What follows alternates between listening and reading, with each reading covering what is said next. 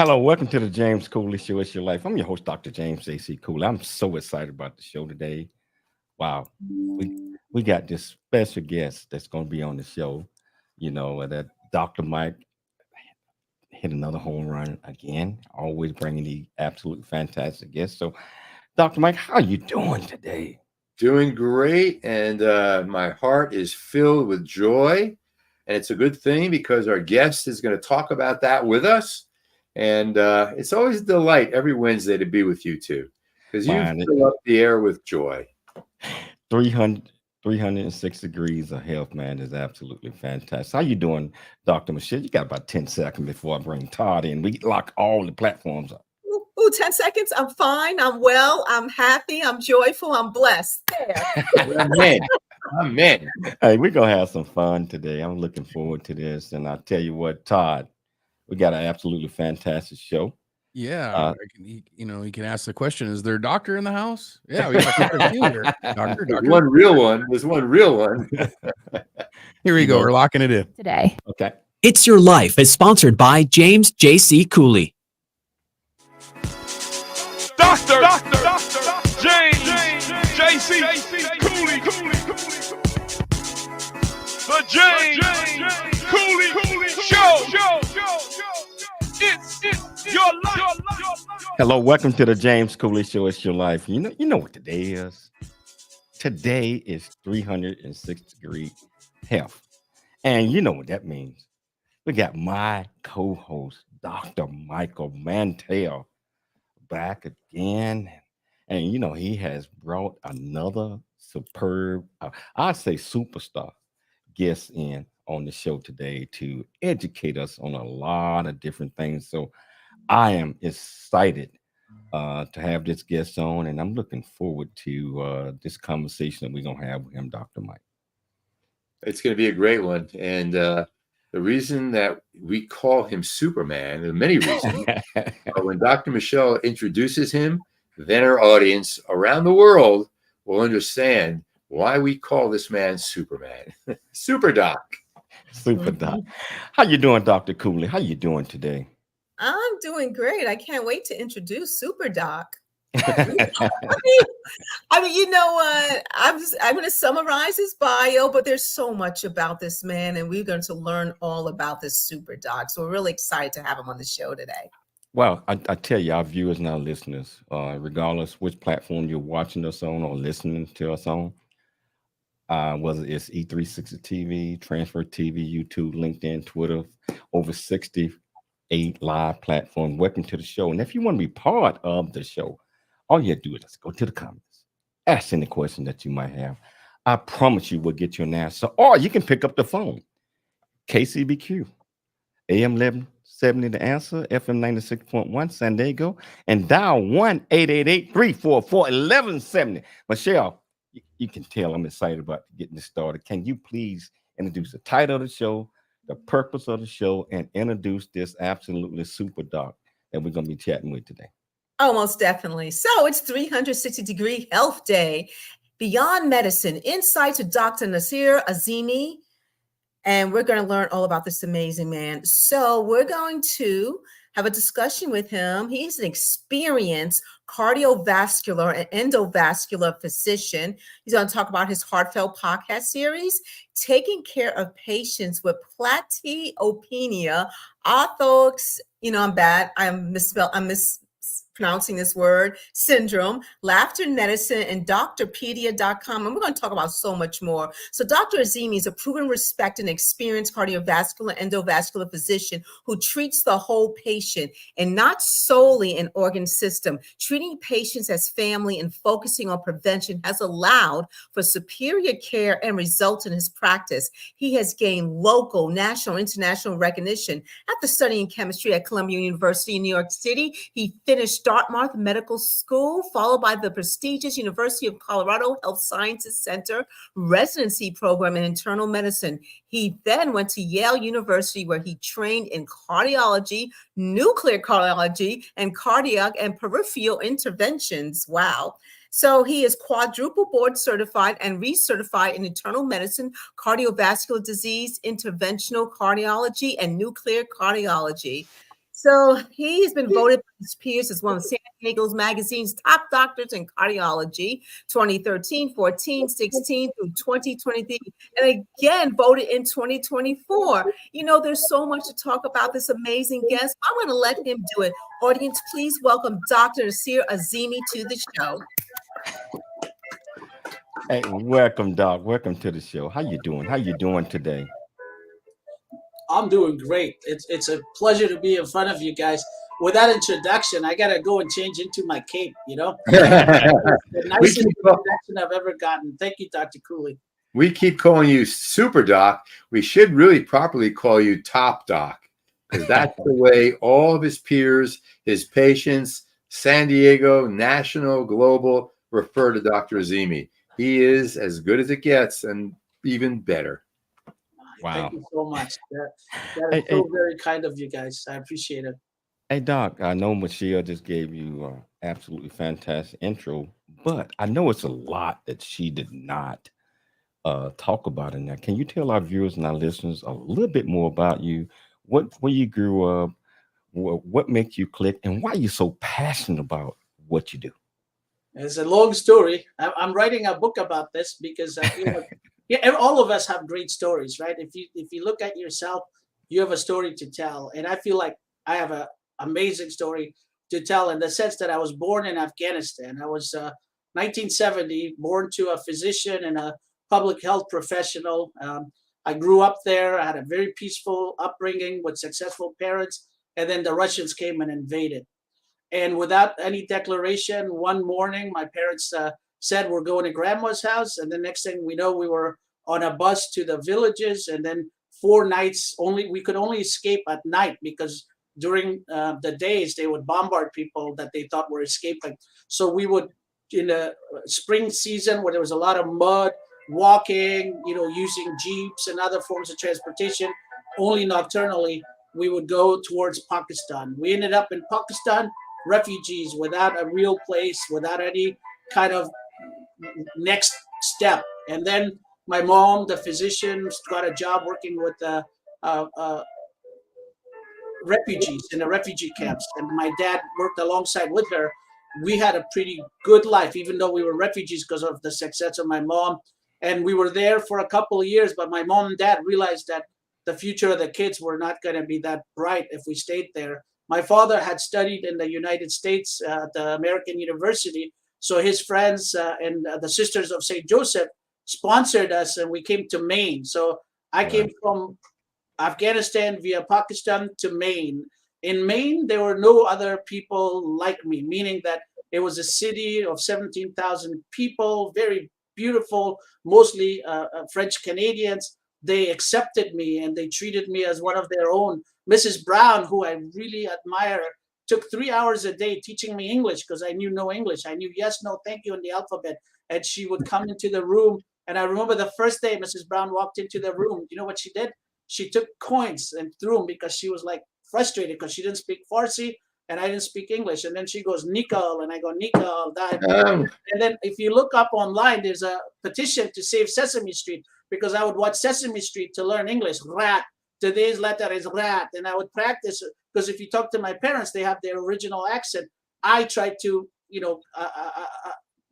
blend in and I tried to get rid of my accent to the best of my ability. So when I went to New York, I became a New Yorker. When I was in Maine, I was a Mainer, And so over the years, I learned English, and thanks to Mrs. Brown, I failed all my classes. The first quarter, I failed everything, including math, which you wouldn't expect, but I couldn't read the questions, I couldn't pass. But at the end of that year, I was most proud because I had the highest average the fourth quarter in my English class, in a class of all English born. And that kind of, dedication and hard work got me accepted to Columbia University, where I went and studied chemistry. From Columbia, I did well academically. I went to Dartmouth Medical School, where I learned medicine, I think the way it should be. I think Dr. Mantell, you were from Penn, right? But these are Ivy League. These are great. But Dartmouth Medical School, 64 graduates, right? It's big college campus, but only 64. We learned medicine in a very different way. And now that I look back, I'm so grateful that I went to that medical school because it taught me more than just the science of medicine. There is a true art to what we do on a daily basis. And from Dartmouth, I was telling Dr. Cooley, Michelle Cooley, her brother's a pediatrician. I had a fantasy from childhood to become a physician. My mother was a refugee physician here in the U.S. She didn't pass the USMLE, so she couldn't work as a doctor. She worked as a nurse's aide. And then I would hear the same, she would implore me to say, Nassir, you are here. You got to study. Look at me. I clean toilets so that you can be better. So with her encouragement, I wanted to be a doctor since age 9 when I went to her graduation from the Crimean Medical School in the Soviet Union, former Soviet Union. And so doctor, when people would ask me when I first was in America, what do you want to do? I would say doctor. They would kind of laugh because they'd go, I'm not sure. You don't even know how to speak English. And I had my obstacles. We weren't wealthy. My mom worked as a nurse's aide. My dad worked at the mental health hospital. But the one thing they gave me is what every person needs: encouragement and love. And Right. with that, I got out. I went to Dartmouth. I wanted to be a pediatrician. Guess what? They told me, if you want to be a pediatrician, do your first rotation in pediatrics. Okay. So I said, okay, that's what I'm going to do so I can impress people. They put me on the pediatric oncology ward. My first 4 patients, children, died of cancer. I, being more of a, sensitive person, would cry when I'd go home, and I go, I can't do this for a career. I didn't realize pediatrics is completely different than that exposure. But at the time I was so beaten down that I said, I can't be a pediatrician. So guess what happened? I did every other rotation and I wasn't really into liking any of them. And then my dean called me and said, what do you want to do for specialty? And I hadn't done internal medicine. So I had already rejected the others. So I said, it has to be internal medicine, the one I haven't finished. And then I went to Colorado, one of the best internal medicine in the West. And my rotation in the ICU, the chief of cardiology was my attending. And he pulled me aside one day. And every time somebody has pulled me aside, they have yelled at me. So I got nervous. And then he said, young man, you're one of the best interns I've had. I want you to be a cardiologist. So I said, Dr. Azimi, I'm gonna pull you aside. I'm not gonna yell at you. I got to share a story with you offline, very similar. But we need to take a break. Oh, okay. So I'm going to turn it over to Dr. JC. I'm talking too much, maybe that's the problem. No. This is so fascinating. Your story touches the heart. Yeah, so we're gonna take a station break, and I tell you what, you see, we got this great guest, and we just started. We're gonna dive off into a lot more when we get back. And if you want to be part of the conversation, all you have to do is just pick up the phone, dial 1-888-344-1170. Again, that's 1-888-344-1170. Or go to the platform if you don't. Ask any questions that you might have in the comments. Promise you we'll get you an answer. It's your life, and we'll see you shortly after the break. There's more stories of greatness to help you overcome adversity coming up on It's Your Life with James Cooley. A black man's point of Dr. James JC Cooley. That's right.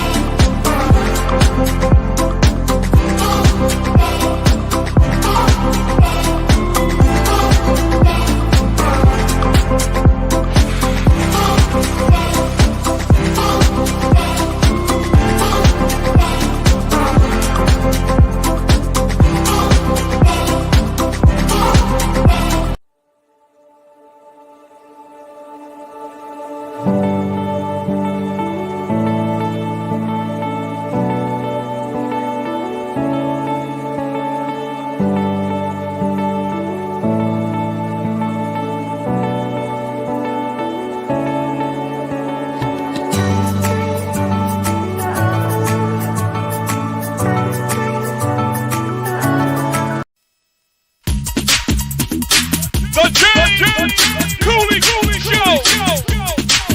It's your life. That's right. 50,000. JC Cooley.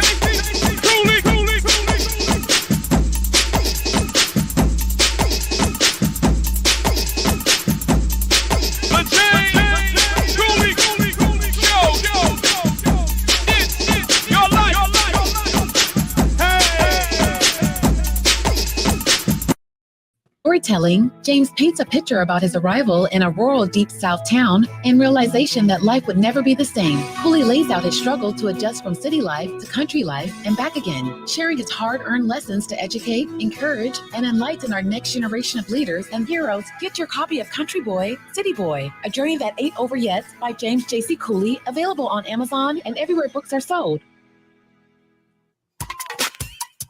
Doctor, James, J.C. Cooley, the James Cooley Show. It's your life. Hello, welcome back to the James Cooley Show. It's your life, and I tell you,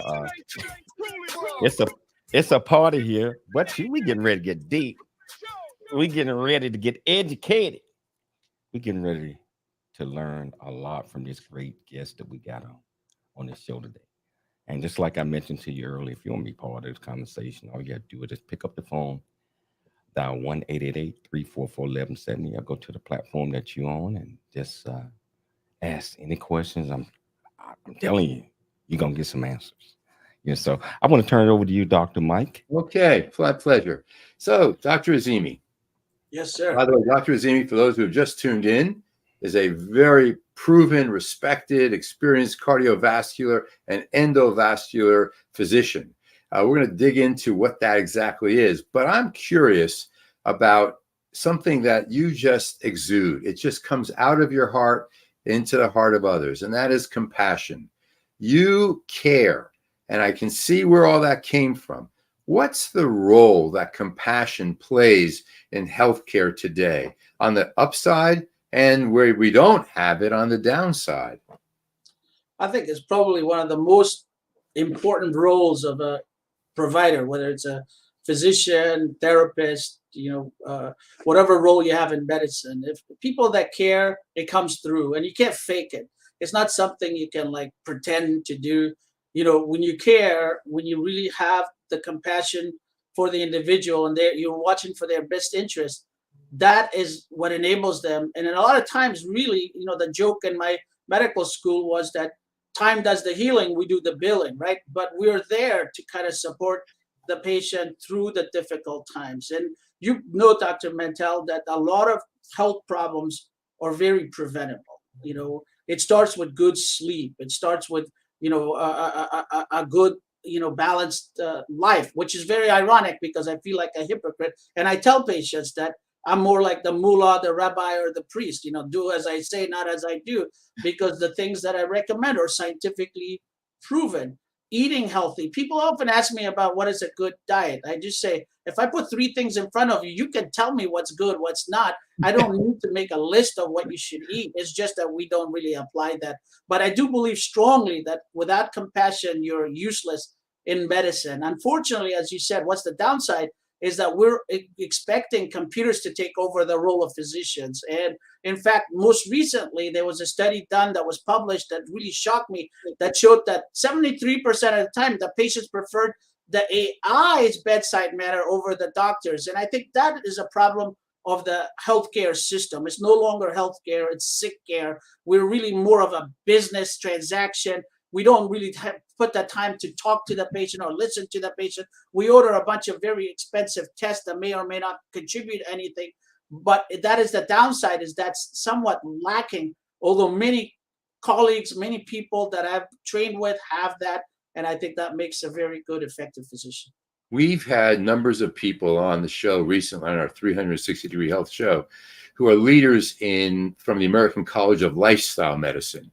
And I can't imagine that a cardiologist, and I know you very well, you're the best doctor I know personally, that lifestyle medicine is playing an ever-increasing role. Instead of a pill, you talk about how do you exercise, how do you sleep, what's your social fitness, your faith community, risky substances, you have a glass of wine if that's healthy. What role does that play in taking care of one's heart? To be honest with you, it's the most essential role. If people followed that, they wouldn't need me, honestly. Like, for example, smoking, right? If somebody comes in, they're smoking. I go, listen, you just made an appointment with your primary. You made an appointment with me. I'm going to probably give you medications that you're going to go to the pharmacy and fill and do. But the best prescription is if you quit smoking. And when you quit smoking, it hurts my business.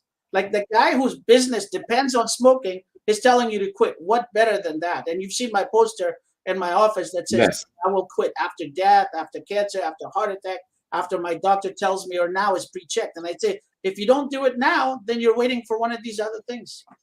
You're more of a you epitomize the role of compassion and attentiveness and caring. There's a book written a number of years ago called Compassionomics, and they found, Steve Tresniak found, it takes 40 seconds. So when the doctors that I do coaching with say, I don't have time, it's only 40 seconds. And you spend more time than any other doctor I've ever met with a patient. Now, let's talk about one other area, and that is laughter in medicine. It's something you talk a lot about. What about the role of laughter? What's the therapeutic benefit that laughter has in our overall health? I mean, I think there's a lot of benefits to laughter. I think there have been studies done that shows that it increases endorphins. You know, I think there are people that actually promote that you should just sit there and laugh like crazy, like, you know, in position. You've heard of pet therapy, right? You've heard of aromatherapy.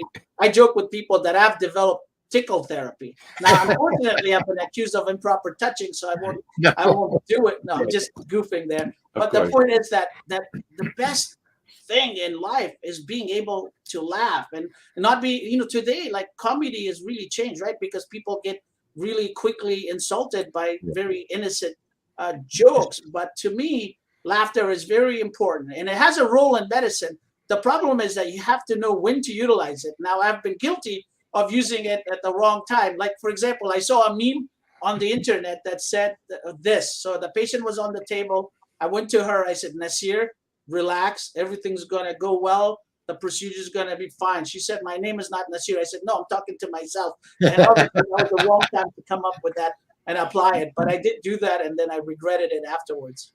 On a different note, what emerging technologies or techniques are you most excited about coming up in your field? We've talked about lifestyle and compassion and caring. What about AI and all this other stuff, technology entering the field of cardiology? Well, I don't know if you've been paying attention, but for the last 10 years, 2 years before UCSD, we replaced valves without opening the chest. When I was a student, the only way to replace a valve was to crack the chest open and have a surgeon implant, you know, either a mechanical, a metal valve or a tissue cow or pig valve. For the last 10 years, since 2014, we've been doing it. And we do a 96-year-old and she goes home the next day. You know, the first, one of the earliest 90-year-olds I did was 93. And then you go home and you think, like, the studies will suggest that if somebody's 93, their life expectancy is low, maybe you shouldn't bother. But she lived to 101 years old and died of a non-cardiac cause. And she was walking her dog in Coronado, coming in for visits every 6 months. So the point I'm making is it becomes a self-fulfilling prophecy, not doing stuff. You do have to be judicial. You have to pick the patients properly, but not be ageist. You know, there are young people that don't have quality of life that may not benefit for certain interventions. But I feel like you just looking at what we do, we've conquered the aortic valves. Right now, if whatever age group you are, if you need an aortic valve, most patients and most physicians recommend a transcatheter through the femoral artery if it's feasible, if there's no blockages in the arterial system.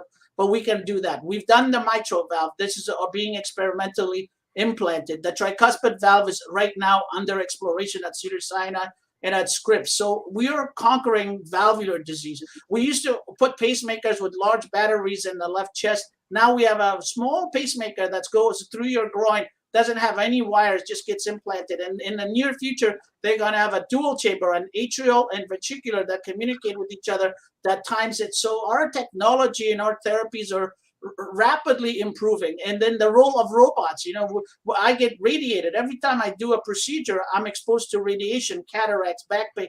There's robots now that we can utilize, that we can use a joystick like we were in high school playing video games that can actually do the procedure. So I think there's great advances. And, you know, in my own lifetime, I've seen amazing things and it's rapidly progressing. I can't imagine what it's going to be like in the next decade. I have a quick question. James, I know we're going to take a break in a moment, right? I have a quick question. Dr. Azimi, What do you think about like the watches that we can watch our heart rates and do the EKGs, or the cardiomobile things that we can now take our own EKGs? We have about a minute left. What do you think? They're very, very useful. They, patients now come, patients used to come, the teacher looking at the students, they're behaving. We get their EKG, we put them on a 24-hour monitor, we catch nothing. We start thinking maybe they're anxious. We give them anxiolytics and stuff like that. Now they come in, their watch has already caught the arrhythmia. It's a matter of how do we address it. So it's really improved diagnosis, and that's the first step in medicine. This is incredible, Doc. Just listening to you, some of the technologies, and you inserting valves in people without cutting them open, and that's incredible. We're gonna take a station break, but we're gonna come back. We're gonna pick it up even more, because this doctor right here is absolutely sensational. And so we got a whole lot more we're going to talk about. And I'll tell you, whichever platform that you're watching us on, whether it's E360 TV, whether it's Transfer TV, YouTube, LinkedIn, Twitter, Facebook, or over 6-day live platforms, welcome to the show. All you do is go to the comments, ask any question that you might have. I promise you we'll get you an answer. It's your life, and we'll see you shortly after the break. There's more stories of greatness to help you overcome adversity coming up on It's Your Life with James Cooley. Craving a Dive into legendary Chicago deep dish style pizza at Rosati's Pizza Pub. Piled high with gooey cheese, rich tomato sauce, and your favorite toppings, Rosati's delivers the taste of the Windy City right to your table or front door. Enjoy that cozy pub atmosphere and an impressive selection of Temecula wines. Come on down to Rosati's Pizza Pub for your slice of Chicago right here on Rancho California Road, or order online at myrosatis.com. Rosati's, where Chicago deep dish pizza meets Temecula charm. Really get a chance to know who you are. And once you know who you are, you truly know who you are, love who you are. Love who you are. You're a masterpiece. Love who you are. Love who you were born to be. Love me some me. That's what I'm talking about. When you leave high school, you gotta know today or tomorrow, hopefully today, what your plans are. Hopefully, there is no bad decision unless there is no plan. Create, collaborate, commit with confidence. Commit with what? Commit with what? And everything that you do. Dr. James. JC, Cooley,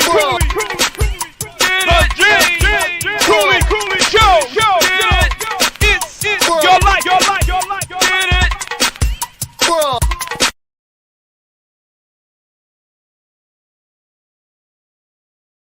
There is much truth in a journey that ain't over yet, as all of us journey through life's precious gift of time, just like James Cooley has. Hi, I'm Noah Dingley, producer of The James Cooley Show, It's Your Life. There's a new audio version of James' book, Country Boy, City Boy, A Journey That Ain't Over Yet. You can join James as he shares his true life story of struggle and success in America. It's both a cautionary tale and a roadmap to achieving the American dream. This is a must listen for anyone who thinks they're stuck in life or needs to understand their current situation is not their final destination. Country Boy, City Boy is not their final destination. Country Boy, City Boy, A Journey That Ain't Over Yet, is the unfiltered truth to provide hope for the future by challenging you to refuse to become a victim of life's circumstance and dare to become an overcomer, because a bigger, better, and more impactful life awaits you. Get the new audio version of his book, Country Boy, City Boy, A Journey That Ain't Over Yet, by Dr. James Cooley, on Amazon or wherever books are sold. It's the James Cooley Show.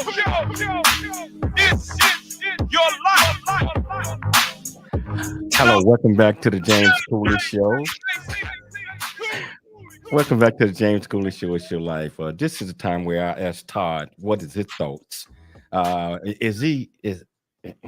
are you learning a lot from these two great doctors. Yes, a lot. And I'm, Dr. Azir, anybody would be, blessed to have him as a doctor. I like that. I like that he uses humor, and that would settle me if I was, real stressed out. So I like that he uses humor, and I think we're going to get into more about technology and how we're using that.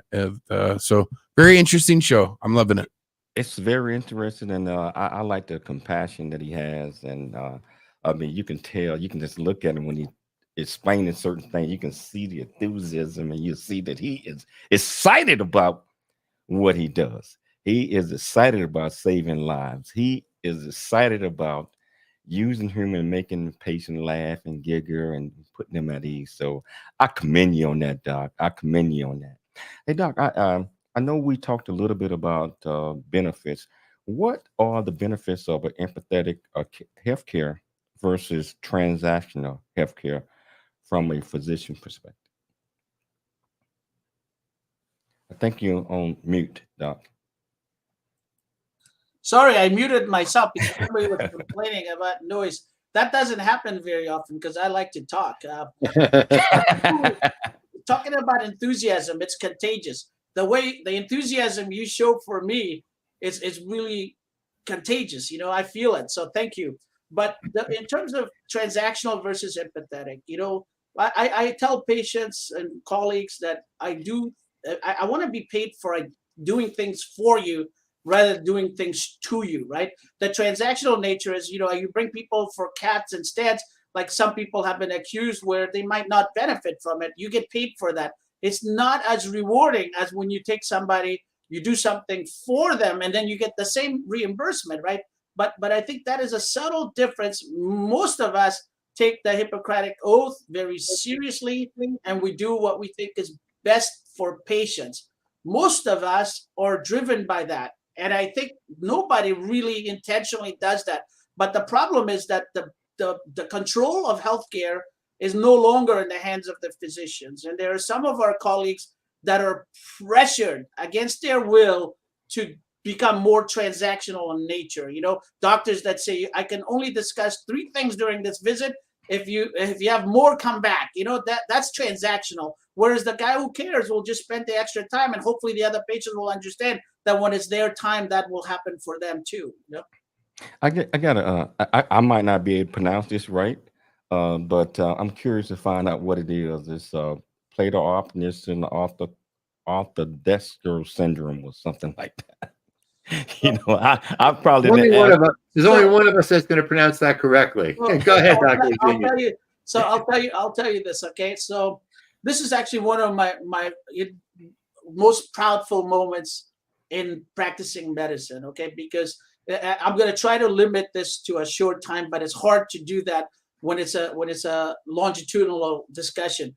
When I was a fellow at Yale, my professor asked me if a certain patient that we were taking care of could have platypnea. Platy means flat, pnea breathing, Platypnea-orthodeoxia. The actual name tells you platypnea means breathing well when you're flat and then desaturating when you're upright. Orthodeoxia, desaturating when you're upright.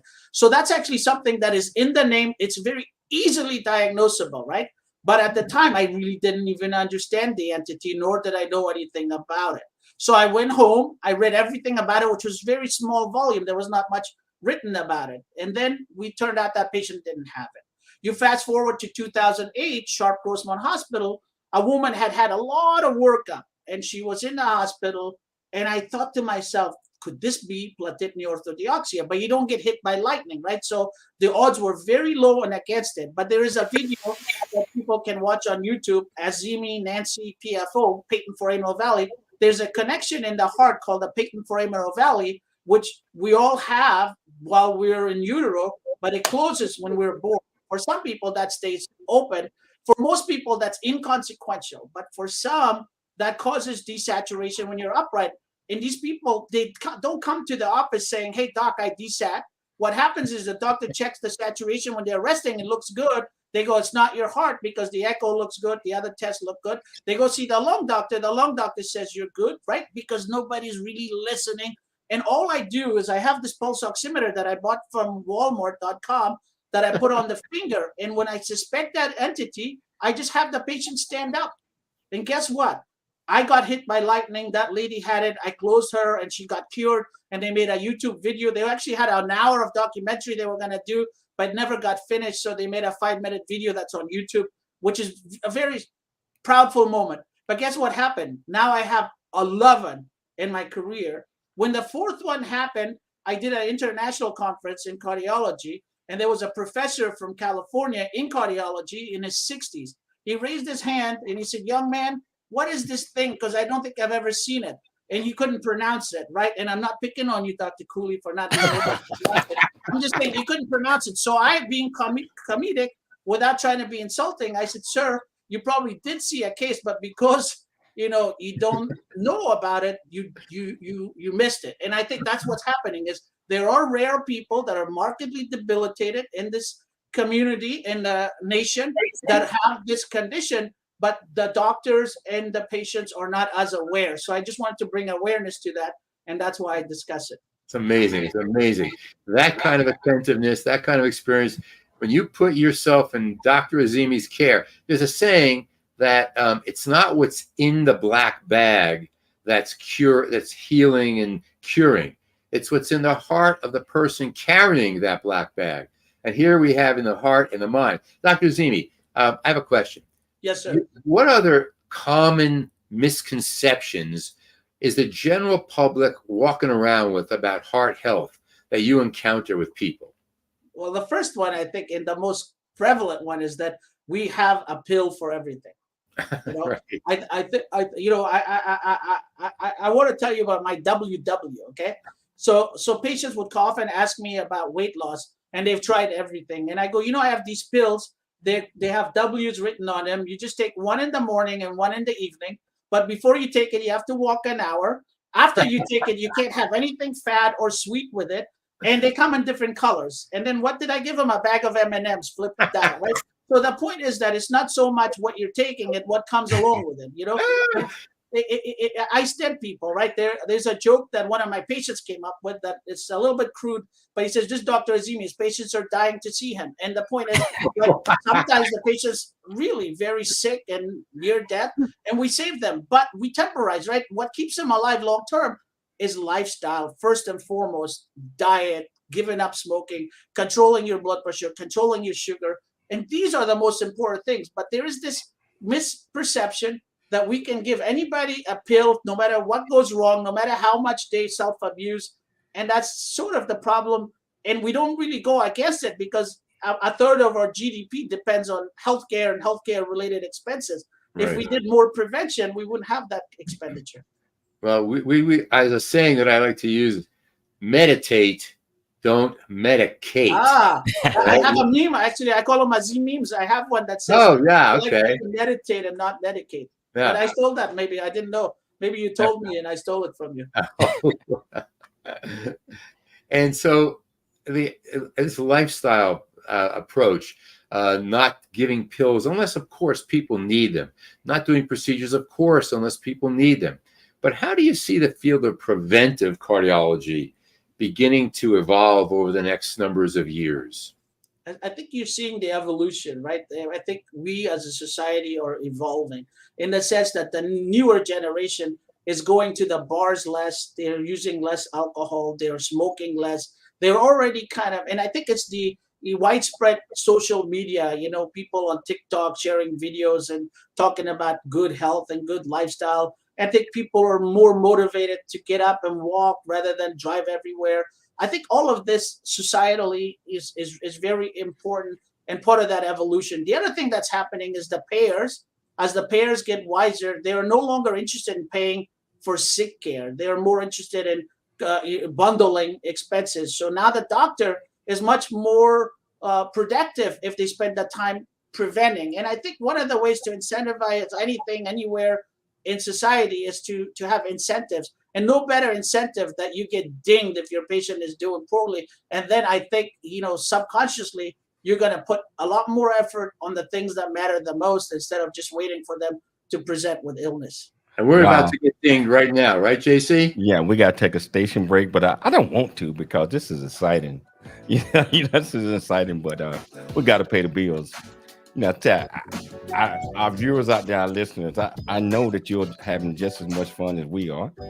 And it ain't too late to become part of the conversation. All you have to do is just go to the platform that you're watching us on, or pick up the phone, dial 1-888-344-1170. Remember, it's your life, and we'll be seeing you shortly after the break. There's more stories of greatness to help you overcome adversity coming up on It's Your Life with James Cooley. A black man.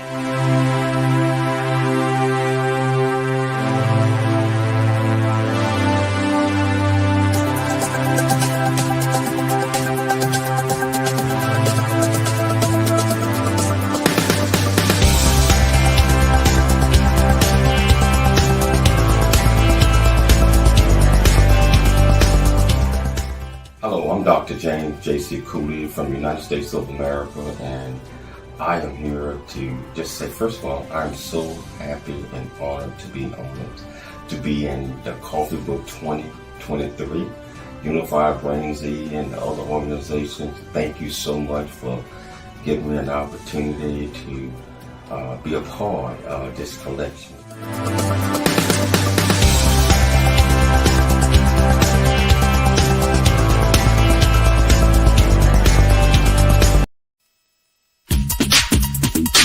The James Cooley Show.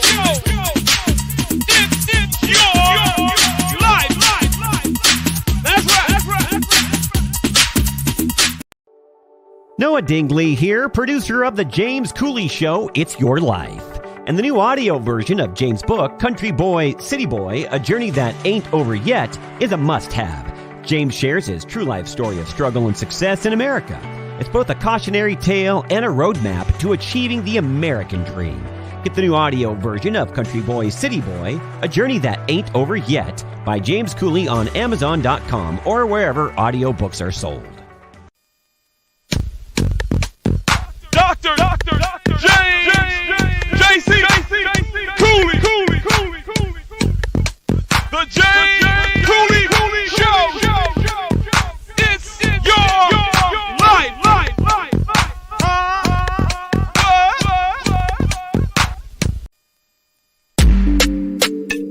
Dr.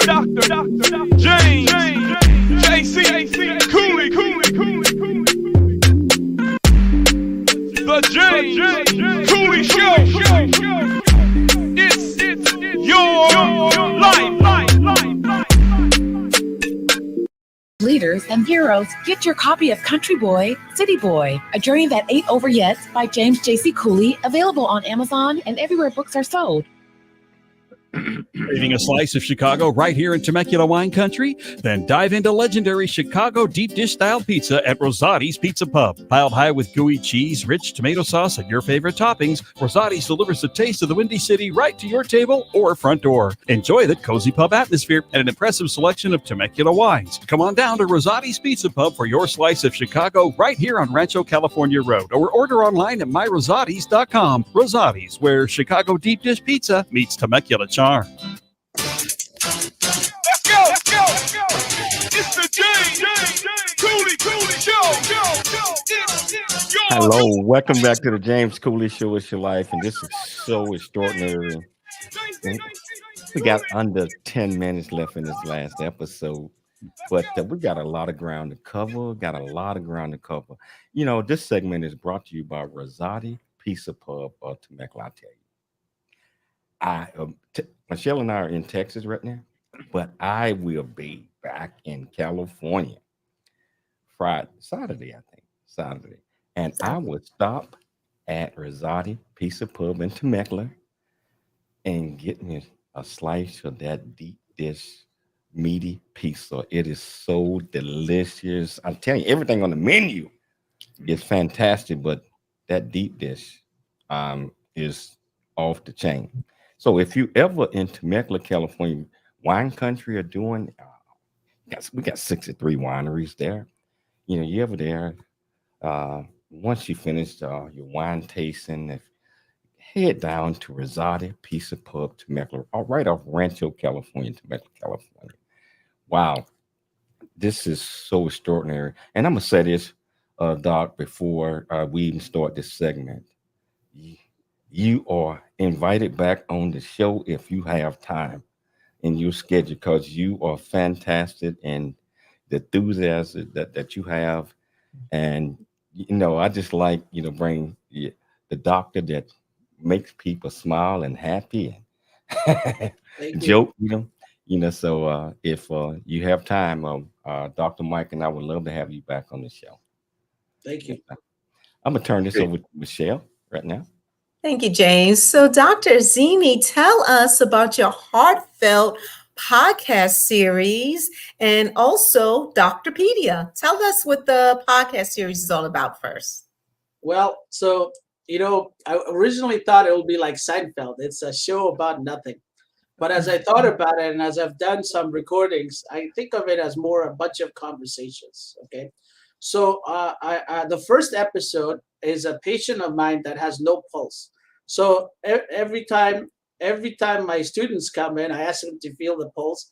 And most honest students can't feel the pulse because he doesn't have a pulse. Because what happened was I diagnosed him in a very unusual fashion with severe heart failure. He didn't present like your normal heart failure patient. He presented with diarrhea for 3 months and but at some point I felt like maybe this could be the heart hypoperfusing the gut. And regardless, so we diagnosed him, we sent him.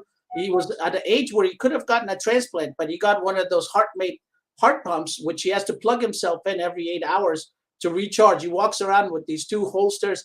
But anyway, so this guy goes to the gym on a regular basis. I have pictures of me and him. You won't recognize. If you see him, he looks like, I call him Starsky because Starsky had those holsters. But anyways, so I decided that I would just bring him on. He came to my house. I bought these amateur mics and stuff from the Guitar Center. No plug, no advertising. But anyway, so I have it. So I recorded that. My second was a guy who waited 55 years to actually get his valve addressed. And 2 different companies cautioned me against doing the transcatheter valve, but he was dying.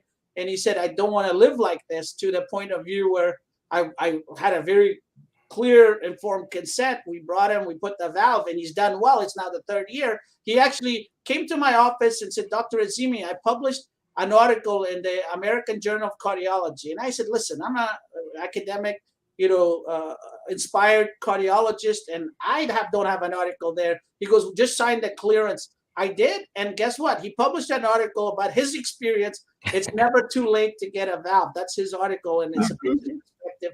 But so I thought that would be an interesting story. The third episode happened coincidentally where I was at Starbucks, and there was a from Hyderabad, India, and he was buying coffee, and one of my colleagues considered him his deity was there, and he introduced me, and the man started by saying, sleep is unconscious meditation, and meditation is conscious sleep. So I said, sir, do you have time to come? And he came, and we did an interview. But I'm recording these, and I'm hoping to actually have kind of a certain number of volume and then launch the podcast. And I call it Heartfelt because I'm a cardiologist. It's not going to be cardiac, as you can see from the Google. It's just a series of conversations that are heartfelt by me and hopefully by the person I'm interviewing or persons. I'm sure that people want to be in touch with you. And we want to learn a little bit about Doctorpedia too. So before, I don't want the show to end without you talking very briefly about Doctorpedia and how people can reach you at your office. If you're willing to give us your office number, tell us about Doctorpedia. So I'll tell you something. When I was a chemistry student at Columbia, Dr. Fine, one of the best chemists, was my professor in general chemistry. And I had a chip on my shoulder because I was pre-med and I loved chemistry. That was my major. But I was like, Dr. Fine wears a white coat. He calls himself doctor, but I didn't think of him as doctor. So I went home and I looked up the word doctor. And doctor comes from Latin docio, to teach. And I think that has helped me the most in my career as a physician. My job is obviously a physician, but I think more importantly, Dr. Mantell, Dr. Cooley, we're all there to teach. The reason you're doing this podcast, 360, your life, right? Health, that's because you want to reach the audience and you want to make sure people have access to vetted information so that they can get some guidance in where to go, who to seek out and how to get advice on various topics. Okay. One of the problems on the internet, which is basically full of information, but even more misinformation, is that the internet, you can Google, for example, a drug you're on, and it could say 1-800-BAD-DRUG, and you stop it, and then you have a stroke, and then you find out that wasn't a wise thing to do because you were misinformed. Okay. So I was kind of sought out by LinkedIn, a guy who's the CEO. He's from Israel, but he lives in England. He sought out and he said, "Hey, Dr. Azimi, I'm trying to do this. Could you be one of our founding medical experts?" And actually, they made me the a person in charge of the Heart Health channel. So basically, Dr. Pedia is basically, like if I want to find out who is the wife of the vice president of, whatever country, I can just Wikipedia it, right? So this is more, Dr. Pedia is more vetted health information, and they're now doing more things where physicians can take videos of themselves and prescription videos and other things. Great. But it's an evolving kind of place where we hope to have vetted information from oncology to cardiology to primary care, where people can go and get vetted information. We have just about a minute or so. So it's drpedia.com. Is that where we can find it? And how do we reach you specifically? My office is here in La Mesa at 8911 La Mesa Boulevard in La Mesa, California, very close to Sharp Grossman Hospital. My office number is 619-567-7400. Everybody's welcome to call, and I don't turn away patients. This is wonderful. You're mute. James, you're mute. Dr. Cooley's muted. We'll make sure we get that on all our platforms. And Doc, I want to thank you so much for taking time to come on the show today. You enhanced the show. You educated. Again, I just want to say the enthusiasm that you have about what you do is fantastic. And so I'll give you another salute.